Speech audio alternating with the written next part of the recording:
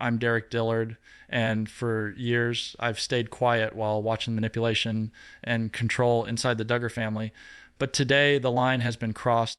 Jana hasn't just had a baby, she has started a revolution. Jim Bob is scrambling, Michelle is in tears, and for the first time in history, the gates of the big house are locked from the outside. I have seen the legal documents, I've heard the frantic calls, and over the next hour, I am going to expose exactly how Jana built her fortress in Nebraska to keep her son safe from the Empire. If you think you know the Duggars, you're about to realize you've only seen the surface. This is the truth Jim Bob tried to sue me to keep secret. Let's get into it. Welcome to the first chapter of The Truth. My name is Derek Dillard, and before we dive into the headlines, you need to understand the why. Why did Jana Duggar, the girl who spent 35 years as the backbone of the Tonatown compound, suddenly vanish into the Nebraska plains? It wasn't just a move for marriage. It was a tactical legal evacuation. For decades, the Duggar compound was a fortress where Jim Bob held the keys to everything, the money, the media contracts, and even the personal lives of his adult children. But when Jana married Stephen Wissmann, she didn't just change her last name, she changed her jurisdiction. You see, as an attorney, I helped Jill navigate the legal nightmare of the family constitution Jim Bob made everyone sign. Jana watched a struggle, and she realized that as long as she was in Arkansas, she was under a shadow. Nebraska was her chosen sanctuary. She knew that in Nebraska, the laws regarding privacy and adult autonomy are handled differently. From the moment she crossed that state line, she began building what I call the Nebraska Fortress. This wasn't just about a house in Lincoln. It was about building a legal wall that Jim Bob Duggar could never climb over. She scrubbed her digital footprints. She terminated her association with the family's LLCs, and she made it clear her pregnancy would not be a storyline for a dying reality brand. I remember the secret calls we had. Jana would ask Derek, if I don't invite them to the hospital, can they sue me for breach of contract? This is the reality of being a Duggar. You fear being sued by your own father for wanting a private birth. I told her, Jana, in Nebraska, you are a sovereign adult. Your medical privacy is absolute. And that was the spark. That was the moment she realized she was finally free. The big house in Arkansas is built on the idea that everyone stays under one roof, under one man's rule.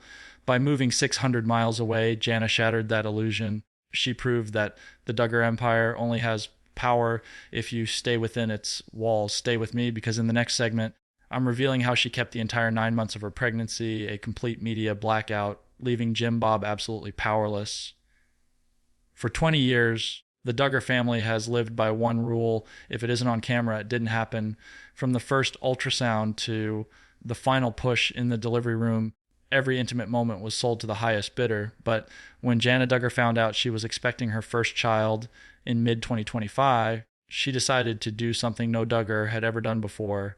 She went dark. This segment is about the 9-month media blackout that drove Jim Bob Duggar to the brink of insanity. You see, in the world of reality TV contracts, a pregnancy is worth millions in sponsorships, magazine covers, and special episodes. Jim Bob expected Jana to hand over the rights to her womb just like everyone else had. But Jana, living safely in Nebraska, refused to pick up the phone. I was there when the legal team from Arkansas tried to reach out.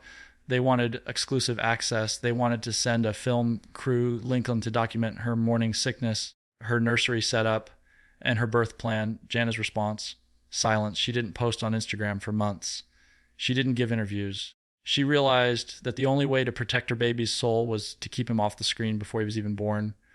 Jim Bob was frantic.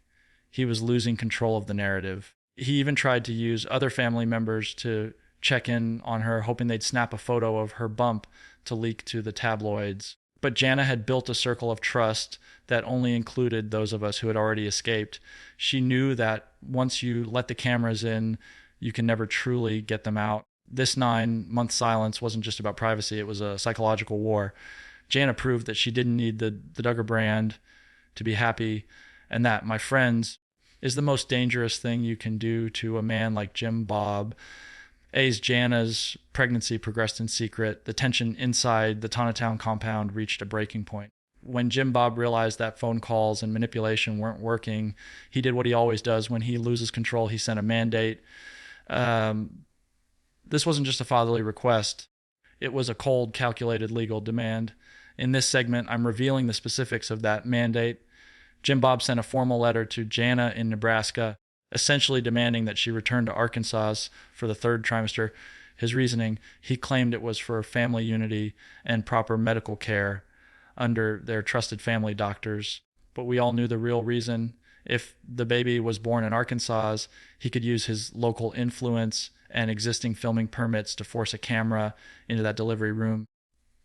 He even went as far as offering Jana a massive bonus from the family trust, money that was rightfully hers anyway, on the condition that the first photos of the baby be released through the Duggar family's official media partners. It was a bribe, plain and simple. He told her, Jana, you owe it to the fans who raised you. Imagine the pressure! After 35 years of service, her own father was telling her that her firstborn child was public property. But here is where the story takes a turn Jim Bob never expected. Jana didn't just say no. She had her legal counsel. And yes, I was advising in the background, send a cease and desist. She told him that any attempt to use her name, her pregnancy, or her unborn child for commercial gain would be met with immediate legal action. For the first time in his life, Jim Bob Duggar was told no by a daughter he thought he owned. The patriarch's mandate was shredded, and the war for Jana's baby had officially begun. Now we get to the moment that changed everything. The birth was approaching, and the tension between Nebraska and Arkansas was at an all-time high. Jana knew that Jim Bob wasn't just going to accept her no and stay home. She knew his patterns. He believes that as the patriarch, he has a God given right to be present for every major family event, whether he's invited or not. To counter this, Jana and Stephen did something that absolutely stunned the rest of the family. They worked with the Nebraska hospital to establish a total no-fly zone. As an attorney, I can tell you that medical privacy laws like HAPLA are powerful, but only if you know how to use them. Jana didn't just check in under her real name. She used a pseudonym for the hospital's internal records to prevent any leaked information to the press. But the most shocking part, they hired private security. 2 plainclothes officers were stationed near the maternity ward with a very specific banned list.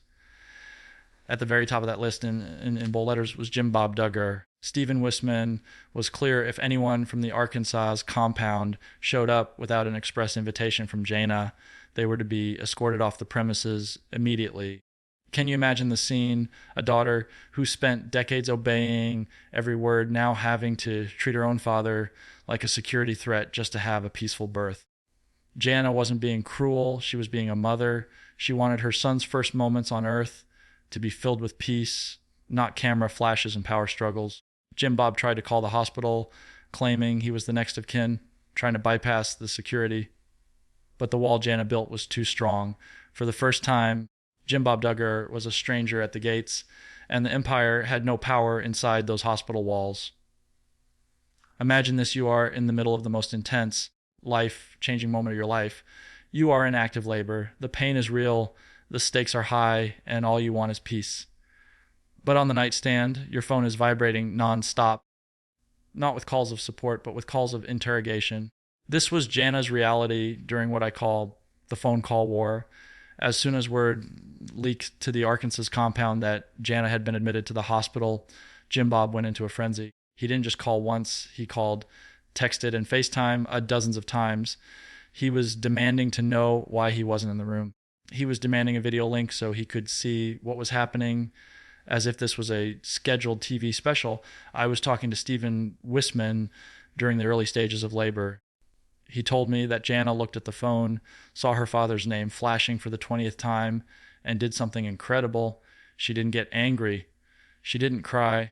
She simply handed the phone to Stephen and said, "Turn it off." All of it. For the next 12 hours, the Duggar patriarch was completely blocked out. He tried calling the nurses' station. They wouldn't give him information. He tried calling Stephen's parents. They kept it brief and professional. Jim Bob was experiencing what we call a power vacuum. He realized that for the first time in 35 years, his eldest daughter had found a frequency he couldn't tune into. While Jim Bob was pacing the hallways of the big house in Arkansas, screaming at his phone, Jana was in a quiet room in Nebraska, surrounded by love, ushering her son into a world where Jim Bob's voice was nothing but static. This wasn't just silence. Friends, this was the sound of a woman finally claiming her own life. We've all seen the images of Michelle Duggar crying. Usually, they are tears of joy at a wedding or a new grandchild, but the tears she shed in that Nebraska hospital hallway were different. They were the tears of a woman who finally realized she had lost more than just a daughter. She had lost her own identity. In this segment, I'm telling you what the cameras never show. Michelle didn't just pop in for the birth. She came to Nebraska in a state of deep emotional conflict. For years, she has been the face of Keep Sweet and total submission to Jim Bob. But seeing Jana, her firstborn daughter, standing her ground, banning Jim Bob from the room, and protecting her own child from the family machine, something inside Michelle snapped. Jill and I heard about the moment Michelle walked into Jana's room. She didn't see the Cinderella she had raised to do all the housework. She saw a mother who was doing what Michelle herself had never been allowed to do, set boundaries. When Michelle saw Jana holding that baby boy, realizing that this child would never be forced to film a reality show or follow the strict rules of the compound, she broke down. It wasn't just a cry of happiness for the baby. It was a cry of grief for the 30 years she spent under Jim Bob's thumb. Michelle realized that Jana had achieved a freedom that she, as the matriarch, would never know. She saw the love between Jana and Stephen, a love built on mutual respect, not control. That was Michelle's breaking point. She realized that the empire she helped build was actually a cage, and her daughter was the only one brave enough to pick the lock. While Jim Bob saw a rebellion, Michelle saw the truth. And that truth is what broke her heart. In the world of the Duggars, a first baby photo isn't just a memory. It's a multi-$1,000 asset. For years, Jim Bob has acted as a talent agent for his own children, selling first looks to major tabloids and TV networks before the parents even had a chance to hold their child in peace. But when Jana's son took his first breath in that Nebraska hospital, she made sure Jim Bob wouldn't make a single cent off of him. This was the ultimate act of defiance.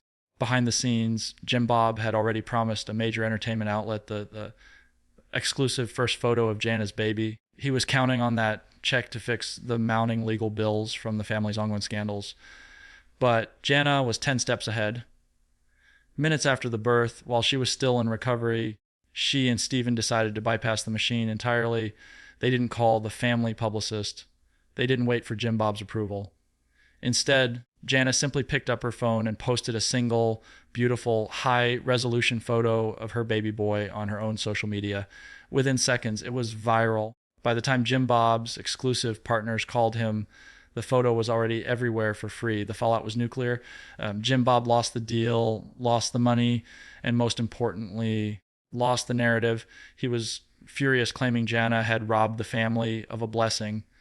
But Jana didn't rob anyone. She simply reclaimed what was hers. She proved that her son's face isn't for sale. This wasn't just a social media post. It was Anna Duggar declaring that the era of selling children for ratings is officially over.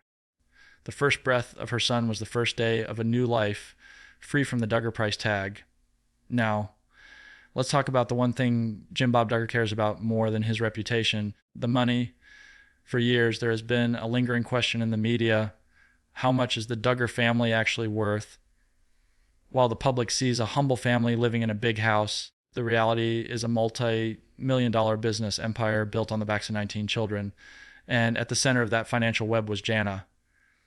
In this segment, I am revealing the truth about what I called the 20 million shadow, based on my own legal investigations and what Jill and I discovered during our own battle for back pay. Jana was the primary asset for the Duggar brand. For 15 years, she was the face of the family. She wasn't just a sister. She was a producer, a decorator, and a co-parent who kept the show running. If Jana had been paid a fair market salary for her time on 19 kids and counting on, her personal trust should have been worth millions. But where did that money go? It went into Jim Bob's family trust. He controlled every penny. When Jana moved to Nebraska, She didn't just walk away from a house. She walked away from a fortune that Jim Bob was using as leverage. He told her that if she stayed, she would be taken care of for life. But Jana realized that taken care of meant controlled. The reason Jim Bob was so frantic about this baby was that a new grandchild in Nebraska represented a massive loss of future revenue. He wanted that baby under a filming contract before he could even walk. Jana's defiance didn't just break a family rule, it hit Jim Bob's bank account. By securing her own sponsorships in Nebraska and cutting her father out of the deals, Jana finally stepped out of the 20 million shadow. She chose a modest life of freedom over a wealthy life in a cage, and Jim Bob will never forgive her for taking his biggest asset off the market. One of the most common questions we get is, how did Jana pull this off without Jim Bob knowing? The answer lies in a secret alliance that has been years in the making. It's what I call the sisterhood of silence. For a long time, Jill was the only one on the outside, the only one who had truly broken free. But behind the scenes, she and Jana were in constant communication. You have to understand the level of surveillance inside the Tonatown compound. Jim Bob often monitored group chats and even had access to some of the younger kids' devices. To protect Jana's plans for Nebraska, she and Jill had to develop a system of secret codes. They didn't use the family's preferred messaging apps. Instead, they used encrypted platforms and even burner tactics to ensure their father's spies couldn't report back. Jill and I would get calls from Jana late at night. She would use code words to talk about her doctor's appointments, her legal paperwork, and her eventual move. If they talked about the garden, they were actually talking about Jana's escape plan. If they mentioned new seeds, they were talking about the baby's health. This wasn't just sisters chatting, it was a resistance movement. Jill became Jana's safe house in the digital world. We provided her with the resources and the legal encouragement she needed to stay firm. I remember a specific moment when Jim Bob tried to confiscate Jana's phone to check her messages. He found nothing. Why? Because Jana had learned from our mistakes. She was silent, she was strategic, and she had the ultimate ally in her sister. This segment is a tribute to that bond, the bond that proved a father's control is no match for a sister's loyalty. Together, they built a bridge to freedom that Jim Bob can never burn down. When Jana married Stephen Wissmann, she didn't just find a husband, she found a protective shield. You see, Jim Bob is used to dealing with people he can intimidate or buy. But the Wissmanns, they are the anti-Duggar. They are a family of deep faith, but they don't believe in the legalistic control that Jim Bob enforces. They believe in autonomy, and they believe in Jana. In this segment, I want to pull back the curtain on how the Wissmann family stood their ground during the final weeks of Jana's pregnancy. Jim Bob tried to exert his influence over Stephen's parents. He tried to counsel them on how they should encourage Jana to bring the baby to Arkansas for the family blessing, but the Wissmanns didn't budge. They told Jim Bob quite simply, Jana is Stephen's wife now. Their home is in Nebraska, and we will protect their peace. I've spent time with the Wissmanns, and the difference is night and day. While the Duggars operate on fear, the Wissmanns operate on support. They provided the physical security at the hospital that I mentioned earlier. It was Stephen's brothers who stood by the door. It was Stephen's mother who made sure the nurses knew that Michelle was welcome. But Jim Bob was not. They became a shield that Jim Bob's lawyers and cameras couldn't penetrate. For the first time, Jana was part of a family that didn't view her as a commodity to be sold, but as a daughter to be loved. This unconditional support gave Jana the strength to finally say no to the Arkansas Empire. The Wissmann shield didn't just protect a birth, it protected the start of a new, free generation. For over 15 years, the world watched Jana Duggar as the stay-at-home daughter. The media called her the Cinderella of Tonatown. While her younger siblings got married and moved out, Jana was the one left behind to raise the youngest children, manage the laundry, and maintain the gardens. Jim Bob didn't just need a daughter. He needed unpaid labor to keep the compound running. He relied on her being the single one to keep the machine oiled. But in this segment, I want to talk about the moment the curse was broken. When Jana finally moved to Nebraska, she didn't just change her address, she changed her soul. Jill and I have visited her, And let me tell you, the change is staggering. In the big house, Jana was always in the background, working. In her new home, she is the queen. She isn't cooking for 20 people anymore. She isn't homeschooling a dozen siblings. For the first time, she is focusing on her own husband and her own son. I remember Jana telling Jill, I never realized how loud my life was until it finally went quiet. That quiet is the sound of freedom. Jim Bob used to tell her that her ministry was at home serving him, but Jana found a higher ministry being a mother on her own terms. She broke the Cinderella curse by realizing that she wasn't a servant to a brand, but a woman worthy of her own life. When she brought her baby home from the hospital, it wasn't to a nursery built for a reality show. It was to a home built for a family. The broom has been put away, the cameras are gone, and Jana is finally living the life she was promised 35 years ago. The servant is gone, the mother has arrived. While Jana is enjoying the peace of the Nebraska plains, the situation back at the big house in Arkansas is pure chaos. You have to understand, Jana wasn't just a daughter, she was the glue. She was the one who managed the schedules, the meals, and the peace between the siblings. Now that she's gone, the mask is slipping, and the remaining siblings are starting to wake up. In this segment, I'm pulling back the curtain on the silent rebellion. Jim Bob is trying to maintain order, but he's losing his grip. Without Jana there to mediate, the younger sisters are seeing exactly how much work she did, and they're refusing to step into her shoes. I've heard reports of arguments in the kitchen and empty seats at the dinner table. The younger kids are asking questions they never dared to ask before. If Jana could leave and have a happy life, why can't we? The fear that used to keep everyone in line is being replaced by curiosity.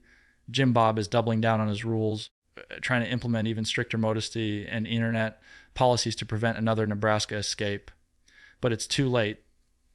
The blueprint for freedom has been drawn. Jill and I have received secret messages from some of the younger siblings asking for advice on how to build their own lives. They are watching Jana's social media like it's a manual for survival. The compound is no longer a sanctuary, it's a pressure cooker. Jim Bob is pacing his office, realizing that when his Cinderella left, she took the keys to his kingdom with her. The chaos you're seeing isn't just a family feud, it's the sound of an empire cracking from the inside out. This is perhaps the most important part of Jana's journey. For 35 years, Jana was a commodity. Every smile, every tear, and every milestone was recorded for a television audience. When she held her son for the first time in that Nebraska hospital, she made a vow that would haunt Jim Bob Duggar. This child will never be a reality TV star. In this segment, I'm breaking down what I call the anti-media vow. Jana has seen the damage that growing up in front of a camera can do. She watched the Josh scandals unfold under the global spotlight. She felt the pressure of having to be perfect for the fans while her family was falling apart behind the scenes. She has decided that her son will have a childhood that is completely off limits to the Duggar media machine. Jill and I have talked to her about this extensively. She isn't just banning TLC, she's banning the Duggar YouTube lifestyle as well. Jim Bob tried to argue that the baby should be shared with the followers to maintain the family's brand. He even suggested a spin-off digital series. Jana's response was a locked door. She told him, my son's life is not a storyline. She is raising him in Lincoln, Nebraska as a normal child. He will go to a normal school. He will have friends who don't know who his grandfather is. This is the ultimate protection. By refusing to let him be filmed, she is breaking the cycle of exploitation that has defined the Duggars for 2 decades. Jim Bob isn't just losing a daughter, he's losing the next generation of content. But Jana, she's finally winning. She's giving her son the one thing she never had, a private, quiet, and authentic life. This is it. We've covered the secret move, the hospital bans, the legal threats, and the birth of a baby who will never know the shadow of Tontatown. But what does this all really mean? As an insider and an attorney who has fought these battles in court and in private, I can tell you the Duggar Empire hasn't just been dented, it has finally collapsed. For 20 years, Jim Bob Duggar built a house of cards on the foundation of perfect obedience. He told the world that if you followed his rules, your children would stay under your roof forever. But look at the reality in 2026. Jill is gone. Jinger is gone. And now Jana, the one he relied on the most, has not only left but has built a fortress to keep him out. When the Cinderella of the family decides that her father is a threat to her child's peace, the narrative is over.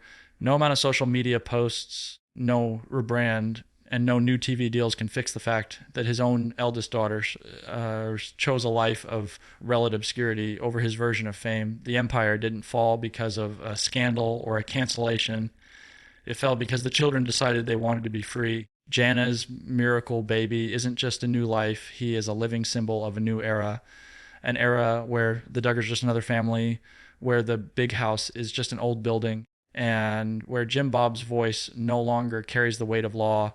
To those of you who have followed this family for years, take this as a lesson. Freedom is always possible, but it requires the courage to say no to those who claim to own you. The sun is setting on the Arkansas compound, and for Jana, Jill, and the rest of us, a new day has finally dawned. Thank you for listening to The Truth.